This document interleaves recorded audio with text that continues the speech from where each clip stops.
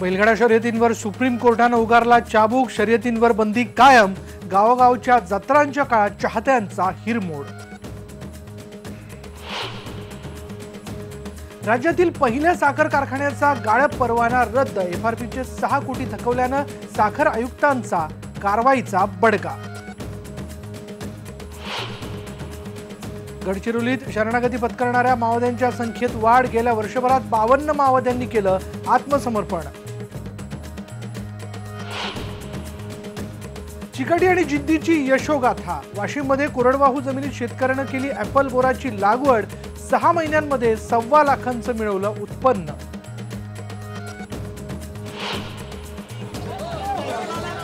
महामार्गांवर होणाऱ्या अपघातातून शेकडो जणांचे प्राण वाचतायत. रत्नागिरीतले तरुण, युवा दिनाच्या निमित्तानं स्पेशल रिपोर्ट.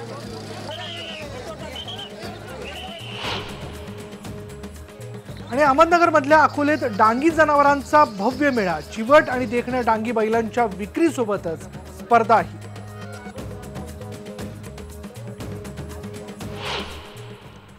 महाराष्ट्रातल्या बैलगाडा शर्यतीची बंदी मागे घेण्याच्या सरकारच्या निर्णयाला सुप्रीम कोर्टानं स्थगिती दिली आहे. त्यांच्यासोबत तामिळनाडूमध्ये जल्लीकट्टू या बैलांच्या स्पर्धांवर ही बंदी मागे घालण्याच्या निर्णयाला सुप्रीम कोर्टानं स्थगिती दिली आहे. कोर्टाचा अंतिम निर्णय अजून यायचा आहे, पण आता तरी स्थगिती देण्यात आलेली आहे. केंद्र सरकारनं आधी सूचना काढली होती आणि त्याविरोधात सुप्रीम कोर्टात याचिका दाखल करण्यात आल्या होत्या. त्यावर आज कोर्टात सुनावणी झालेली आहे. ॲनिमल वेलफेअर बोर्ड आणि पेटा या प्राणीप्रेमी संस्थांनी या याचिका दाखल केल्या होत्या. मात्र त्यामुळे केंद्र सरकार ॲनिमल वेलफेअर बोर्डावर नाराज असल्याची सूत्रांची माहिती आहे. राज्यातला पहिला सहकारी साखर कारखाना असलेला पद्मश्री विठ्ठलराव विखे पाटील साखर कारखान्याचा गाळप परवाना जो आहे तो रद्द करण्यात आलेला आहे. या कारखान्याने एफआरपीचे 6 कोटी रुपये शेतकऱ्यांचे देणं थकवलं होतं आणि बाळासाहेब थोरात त्यांच्या भाऊसाहेब थोरात कारखान्यानं एफआरपीची 12 कोटी रुपयांची देणी थकवलेली आहेत. ही सगळी देणी ही गेल्या हंगामातली असून नवीन हंगाम सुरू होऊन महिना लोटला तरी ही देणी जी आहे ती देण्यात आलेली नाही आणि त्यामुळे यंदाच्या हंगामाचा गाळप परवाना रद्द करून साखर आयुक्तांनी कारवाई केली आहे. महाराष्ट्रातील दिग्गज राजकारण्यांपैकी असलेल्या या 2 साखर सम्राटांना साखर आयुक्तांनी हा दणका दिल्यानंतर आता कारवाईच्या भीतीने इतर कारखाने शेतकऱ्यांची थकीत देणी तात्काळ देतील अशी अपेक्षा शेतकऱ्यांनी व्यक्त केली आहे. काल साखर आयुक्तांनी 12 साखर कारखान्यांचे गाळप हंगामाचे परवाने रद्द केलेले आहेत आणि त्यामुळे ही मोठी कारवाई केली आहे. यानंतर बघूयात आज स्वामी विवेकानंद जयंती. आजचा दिवस युवा दिन म्हणून साजरा केला जातो. कधीही आणि कुठेही हायवेवर कुठला अपघात झाला की तडक अपघातस्थळी पोहोचून वाहनांमध्ये अडकलेल्या लोकांना बाहेर काढून त्यांचे प्राण वाचवायचे. हे ध्येय बाळगत रत्नागिरीमधल्या हातखंबा गावातले तरुण गेल्या 15 वर्षांहून अधिक काळ आदर्श नागरिकाचं कर्तव्य बजावत आहेत. या तरुणांनी आतापर्यंत शेकडो जणांचे प्राण वाचवलेले आहेत. त्यांच्या या कामाबद्दल जाणून घेतलंय आमचे प्रतिनिधी दिनेश केळुसकर यांनी. तिथे संबंध संगमेश्वर पासून पालीपर्यंत कुठेही अपघात झाला तर तिथे हे तरुण पोहोचतात आणि तातडीची मदत पोहोचवतात. विशेषतः अपघातग्रस्त वाहनांमध्ये जे अडकलेले लोक असतात त्यांना सोडवण्याचं काही करून रात्री 2 वाजतील काय किंवा सकाळी काय किंवा 24 तास हे लोक कार्यरत आहेत. मुन्ना देसाई, मुळात हे अपघात झाल्यानंतर तुम्ही तिथे पोहोचता आणि अपघातग्रस्तांना सोडवण्याचं पहिलं काम करता. हे जे ध्येय आहे प्राण वाचवण्याचं हे काय आहे तुमचं? म्हणजे तुम्ही कसं निवडलं आणि किती वर्ष तुम्ही काम करताय? हे गेली आता म्हणजे आम्हाला ज्यावेळेला आम्हाला एक 15-20 वर्ष तरी मला तरी निदान झालेत की आम्ही ह्याच्यात काम करतोय. आमच्या हातकंब्या गावाची परंपराच आहे की आम्ही कधी कुठे ॲक्सिडेंट झाला तर आमच्या हातकंब्या गावातील सर्वच लोक, मी तसं नाही, आम्ही आता हा वारसा पुढे चालवतोय. आमच्या अगोदरपासून संजय बुते आहेत, सर्व आमची टीम ही आता नवीन कार्यरत. आमच्या नंतरची पिढीसुद्धा आता ह्याच्यात ॲक्सिडेंटच्या ह्याच्यात आम्हाला मदत करायला सर्वजण आमच्या उपस्थित असतात. तुम्ही ज्यावेळी एखादा अपघात होतो, आता परवा इथे कोळशाचा ट्रक आणि एसटीचा अपघात झाला, त्यावेळी काय करतात? त्यावेळी आम्ही म्हणजे आम्हाला कटर मिळालेत, इलेक्ट्रिक कटर मिळालेत. ते उपलब्ध एसटी महामंडळ आणखी फिनोलेक्स कंपनीकडून मिळालेत. तर त्या साहाय्याने आम्ही म्हणजे सीटा कटर करून त्या प्राण्यांच्या माणसांचे मी प्राण वाचवले. सांगायचं म्हणजे ॲक्सिडेंट किंवा कुठे काही अपघात घडला किंवा असं काही विचित्र घडलं की जेव्हा आम्हाला आमचा ग्रुप आहे पटापट एकमेकाला चेन सर्कल सारखे फोन करतात सगळेजण आणि एक कुठेतरी अंगात संचारल्यासारखं होतं. मदतीला धावून जाण्याचं, हातातलं काम तिथेच ठेवायचं आणि मदतीला जायचं एवढं ध्येय असतं. पण त्यावेळी सगळंच आमच्या हातात असतं असं नाही. ते कुठून तरी घडतं आमच्या हातून, पण त्या माणसाचे प्राण वाचतात आणि त्याचे प्राण वाचल्यावर जो आनंद आहे ना तो वेगळा मिळतो. तिथं पडलेला माणूस असून आजूबाजून लोक जातात, मजा बघतात त्याची, पडलेला तसाच असतो, काढायला मागत नाहीत. तर ह्या गोष्टी जर सगळ्यांना व्हायला हव्या असल्या तर हे कायद्यात काहीतरी तरतूद करायला पाहिजे की अपघातग्रस्ताला वाचवणाऱ्याला तुम्ही अडकवता. म्हणजे जो अपघाताला काढतो तो मग त्याची पुढे चौकशी केली जाते, तू का काढलंस, तू का अडकवलास, मग तू सह्या केल्यास, मग त्यावेळी काय झालं, हे कोर्टात उलटसुलट प्रश्न त्याला विचारायला लागतात, कोर्टात त्याला खेपा मारायला लागतात. याबाबत काहीतरी कायद्याने विचार केला पाहिजे. पछाडलेले हे तरुण आहेत जे तहान भूक विसरून कधीही रात्री बेरात्री अपघातस्थळी जात असतात. पण अशा या तरुणांच्या ज्या मदत कार्याला जर सरकारी हातभार किमान त्यांना या वॉरंटमध्ये आणि साक्षीमध्ये आणि पंचनाम्यामध्ये जर अडकवलं गेलं नाही तर मदतीचं हे जे कार्य आहे ते गावोगावी उभं राहू शकतं आणि अनेक यांच्याबरोबरच यांच्या जोडीने अनेक तरुण हे पुढे येऊ शकतात या ध्येयाने. ते आता सध्या काळाची गरज आहे. व्हिडिओ जर्नलिस्ट विजय वासुदकरसह दिनेश केळुसकर, IBN लोकमत, रत्नागिरी. तेच दुसरीकडे नागपूरमधले काही तरुण स्वामी विवेकानंदांचे विचार प्रत्यक्षात आचरणात आणतात. ग्रामीण भागातील कला जोपासणाऱ्या ग्राम आर्ट संस्थेच्या कलाकारांशी बातचीत केली आहे आमचे प्रतिनिधी प्रवीण मुधोळकर यांनी. 2 साल पहले शुरू किया है और हम लोगों का इसके पीछे ये था कि एक आर्टिस्ट होकर हम लोगों का जो आर्ट है क्या वो 4 दीवारों के अंदर बंद होना चाहिए या उसको एक लिमिटेड सेट ऑफ पीपल तक ही पहुंचना चाहिए या और लोगों तक पहुंचना चाहिए. और मतलब मेरे पिताजी खुद किसान हैं और गांव में ही मेरा बहुत सारा बचपन गया है, तो बहुत सारी चीज़ें थी जो मन में थी और हम सारे लोगों के मन में भी वो चीज़ें थी कि किस तरीके से हम उन तक पहुंच पाए या जो हमारे साथ ही खेलकर बड़े हुए लोग हैं उनकी लाइफ और हमारे लाइफ में जो डिफरेंस है उस डिफरेंस को जैसे बचपन में जो वो डिफरेंस कम था या ख़त्म था वो डिफरेंस को हम फिर से कैसे ख़त्म कर सके और सारे लोग मिलकर आगे कैसे बढ़ सके. सगळे येतात, मदतीला येतात, कोणी पैसा घेऊन येतं, कोणी गाडी घेऊन येतं, कोणी पेट्रोल घेऊन येतं. असं प्रत्येक जण येऊन स्वतःहून मदत करतं. म्हणजे त्यासाठी आम्हाला मागावं लागत नाही. फक्त प्रत्येक वेळेला लोक म्हणतात की अरे पैसे नाही, हे नाही. मग कामाची सुरुवात कशी होते? कामाची सुरुवात फक्त विचारांनी होते. पहिल्यांदा विचार एकदा केला की आम्हाला हे करायचंच आहे, मग सगळे लोक मदतीला येत असतात. आनंद म्हणजे जेव्हा तुम्ही त्यांच्याबरोबर काम करतात, ज्यांच्याबरोबर तुम्ही खेळत होतात आणि त्यांची म्हणजे आमचा लाईफ आणि त्यांचा लाईफ खूप वेगळं असतं हे ताईंनी पूर्वीच सांगितलं. आणि त्या हिशोबाने जेव्हा तुम्ही त्यांच्याबरोबर त्यांच्या मुलांबरोबर काम करतात तर एक आनंद म्हणजे तसं सांगता येत नाही. शब्द नसतात त्यांच्याकरता, म्हणजे त्या फिलिंग्स करता शब्द नाही माझ्याकडे सांगायला. पण एक त्यांची जे अपेक्षा असते आपल्याकडनं ते आपण थोडंफार ढकलू शकतो असं मला वाटतं. आणि माझं नेमकं हे असतं की ऑर्गनायझेशनमध्ये जितकंही आपल्याला सपोर्ट करता येईल किंवा डॉक्युमेंटसाठी सांगा किंवा कोणाशी बोलायचं सांगा तर ते मी करत असते इथे. बहुत नॉर्मल चीज़ है कि घर पे बोला जाता है कि आर्टिस्ट लोगों के साथ में क्या कर रहे हो, जबकि हमारा खुद का बिजनेस है वो संभालो या ऐसी पढ़ाई करो जो कि आगे चल के जॉब वॉब हो. बट नहीं, आर्टिस्ट बचपन से हूँ और खुद भी अंदर बहुत आर्ट है और करने की बहुत ज़्यादा जज्बा भी है इन सब चीज़ों में, सोशल और ऐसे ऐसे लोगों के लिए काम करने के लिए. तर अशा प्रकारे स्वामी विवेकानंद यांच्या विचाराने प्रेरित होऊन लोकांकरता काम करणाऱ्या या सगळ्या तरुणाईला सलाम. यानंतर आपण जाणून घेऊयात इतरही बातम्या. विदर्भातील बहुतांश शेती निसर्गावरती अवलंबून आहे. निसर्गाच्या लहरीपणामुळे इथला शेतकरी नेहमी आर्थिक अडचणीत असतो. मात्र ग्रामीण वाशिम जिल्ह्यातल्या एका शेतकऱ्यानं ॲपल बोरानं लाखमोलाची कमाई केली आहे. जाऊयात दत्ता वाळके यांच्या शेतामध्ये.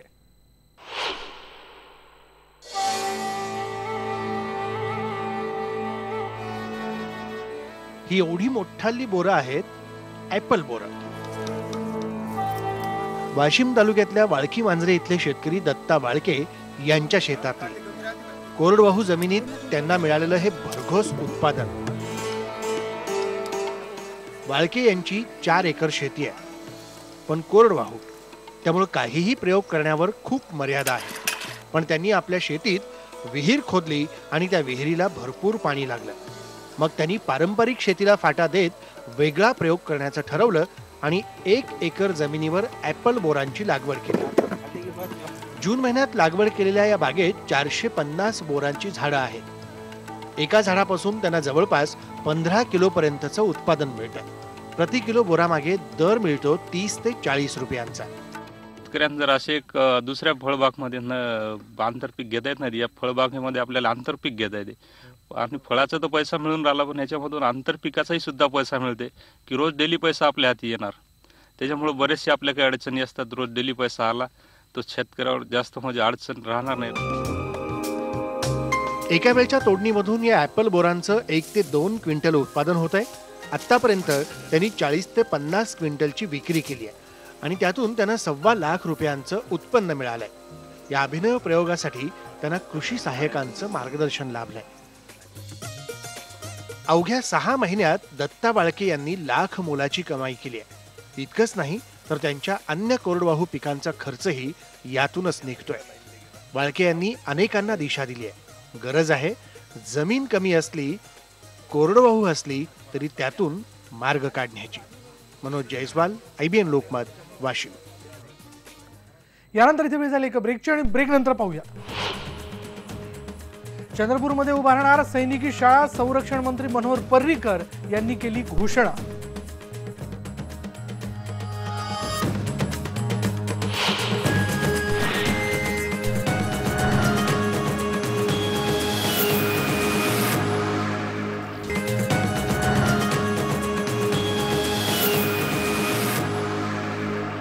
ब्रेकनंतर विदर्भासाठी एक आनंदाची बातमी अशी आहे की चंद्रपूरला सैनिक स्कूल मंजूर केलं असून त्यासाठी जागा निश्चित करण्यात आलेली आहे. त्याचा आराखडा हा सादर करण्यात आला आहे. संरक्षण मंत्री मनोहर पर्रीकर यांनीच ही घोषणा केली आहे. पुढल्या 15 दिवसामध्ये केंद्रीय स्तरावरील प्रक्रिया पूर्ण करून येत्या 2 वर्षात ही सैनिकी शाळा सुरू होईल. चंद्रपूरमध्ये दुसरं सैनिक स्कूल आम्ही मंजूर केलेलं आहे. आज त्याच्या जागा आपल्या फायनान्स मिनिस्टर सुधीर भाऊ आणि एज्युकेशन मिनिस्टर विनोदजी यांनी त्याची जागा आयडेंटिफाय करून त्याचं सगळं रोडमॅप तयार केलेला आहे. पुढच्या 15 दिवसाच्या आत तो मेमोरंडम ऑफ अंडरस्टँडिंग MOU केंद्र सरकार म्हणजे डिफेन्स मिनिस्ट्रीबरोबर कंप्लीट करायला ते सगळं प्रेझेंटेशन घ्यायला मी आलो होतो. तो 15 दिवसात कंप्लीट होणार आणि पुढच्या 2 वर्षात शाळा चालू होईल. यानंतर बातमी मराठवाड्यातनं. मराठवाड्याच्या गोदावरीतून बेसुमार वाळू उपसा आणि यामुळे गोदावरीची काय अवस्था झाली आहे याची बातमी IBN लोकमतनं दाखवली होती. आता जिल्हा प्रशासनाला जाग आली असून कारवाईला सुरुवात झाली आहे. जिल्ह्यातल्या 3 ठिकाणी कारवाई करून 30 वाळू माफियांवर गुन्हे दाखल करण्यात आलेले आहेत. तसंच 38 वाहनंही जप्त करण्यात आली आहेत. या सगळ्या प्रकरणाची आणखी माहिती आपण वेळोवेळी जाणून घेत राहणार आहोत. कशा पद्धतीने ही सगळी कारवाई होते याबद्दल माहिती दिली आहे आमचे प्रतिनिधी पंकज क्षीरसागर यांनी. गोदावरीच्या नदीपात्रातून मोठ्या प्रमाणावर अवैध वाळू उपसा कशा प्रकारे सुरू आहे आणि त्याचे दुष्परिणाम काय होत आहेत याचं भीषण वास्तव IBN लोकमतने दाखवल्यानंतर जिल्हा प्रशासनाला जाग आली आहे. जिल्हा प्रशासनाकडून 2 पथकं नियुक्त करण्यात आले असून या पथकांद्वारे रात्री दिवसा जे अवैध वाळू उपसा होतोय त्या अवैध वाळू उपसावर धाडी टाकण्याचं काम सध्या सुरू झालेलं आहे. सोनपेठ तालुक्यामधील कान्हेगाव व खडका शिवारामधील जवळपास 25 ट्रॅक्टर 5 JCB जे अवैध वाळू उपसा करत होते त्या ठिकाणी तहसीलदारांनी धाड टाकून त्यांच्यावर कारवाई केलेली. तर याच वाळू माफियांवरील 30 जणांवर जिल्हाभरात गुन्हे दाखल झालेले आहेत. परभणीमध्ये 8 टिप्पर सुद्धा पोलिसांनी जप्त केलेले आहेत आणि जिल्हाभरामध्ये मोठ्या प्रमाणावर अवैध वाळू उपसा करणाऱ्या वाळू माफियांवर कारवाईला आता खऱ्या अर्थाने सुरुवात झालेली आहे. आणि ही कारवाई केवळ 1 ते 2 दिवसांपुरतीच मर्यादित नसून तर महिनाभर ही कारवाई राबविण्यात येणार आहे. व्हिडिओ जर्नलिस्ट गणेश चोपडेसह पंकज क्षीरसागर, IBN लोकमत. आणि यानंतर इथे वेळ झाली का ब्रेकची आणि ब्रेक नंतर पाहूया. अहमदनगर मधल्या अकोले इथं भरलाय डांगी जनावरांचा मेळा.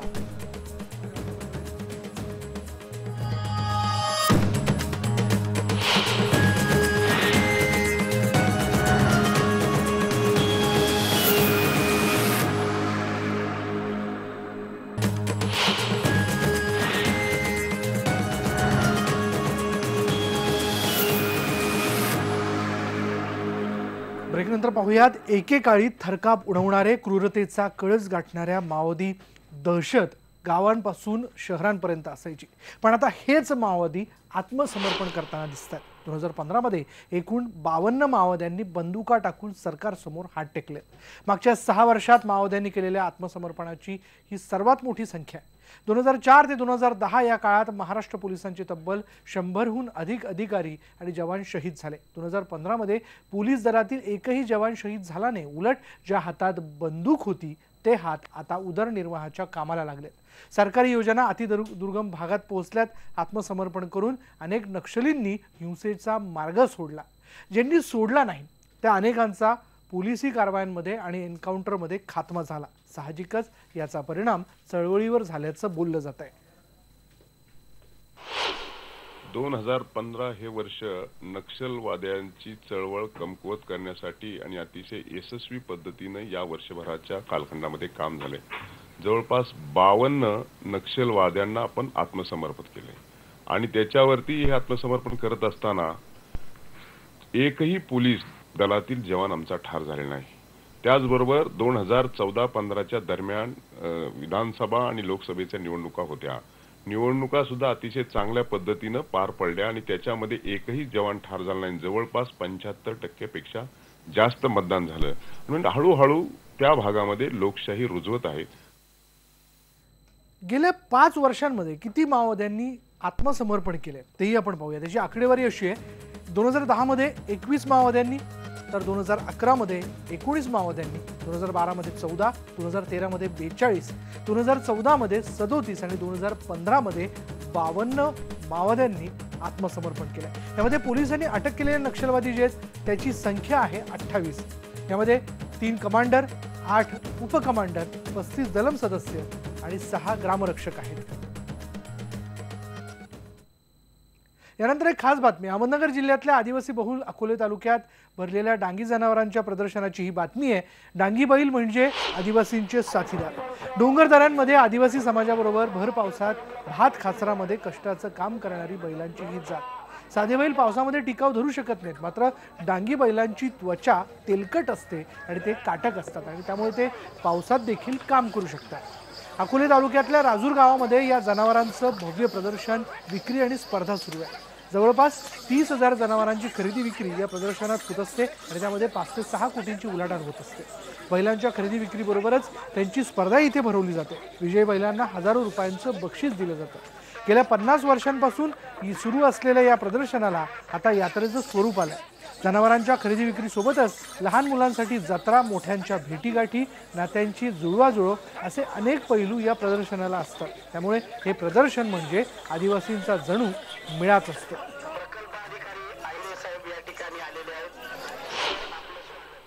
या प्रदर्शनाची प्रसिद्धी जास्त झाल्यामुळं वेगवेगळ्या भागातून या ठिकाणी खरेदीसाठी लोक तर येतात, परंतु त्याचबरोबरीने शासनाच्या माध्यमातून प्रथमच या ठिकाणी आपण बघतो की जी औरंगाबाद येथील जी काही लॅब आहे, शासनाची लॅब आहे, त्या लॅबचे या ठिकाणी माणसं आलेले आहेत आणि डॉक्टरची टीम आलेली आहे आणि त्यांनी या ठिकाणी जाहीर केलं की या प्रदर्शनामधून 4 चांगल्या प्रतीचे वळू हे पुढे संवर्धनासाठी घेऊन जायचं. आम्हाला शेतीसाठी उपयोगी पडतं, गायींसाठी उपयोगी पडतं आम्हाला आणि का असे राऊंडमध्ये घालण्यासाठी मान राहतो आपला सन्मान, यासाठी यांचा उपयोग करतो आम्ही. सगळे आले हे सर्व गायींपासून तयार झालेले आहेत, त्याकरता यांचा फायदा आहे. पुन्हा शेतीसाठी फायदे, हे सर्व फायदे याच्यासाठी करतात. महत्व चांगलं आहे ते, शेती करायला मजबूत आहे, मारती नाही काही नाही. त्यांची म्हणजे बळाची पक्केपणा आहे त्यांच्या अंगात, त्यांची परत पाण्याची क्षमता आहे. आणि किती पाऊस जरी आला तरी तकवा धरतात. परत तळाला पक्की, नखीला परत भुकालाही पक्की, ते सुती आहेत, परत शियानी आहे. या होत्या आतापर्यंतच्या गावाकडच्या बातम्या. यानंतर इथेच थांबणार आहोत. पहा फक्त IBN लोकमत.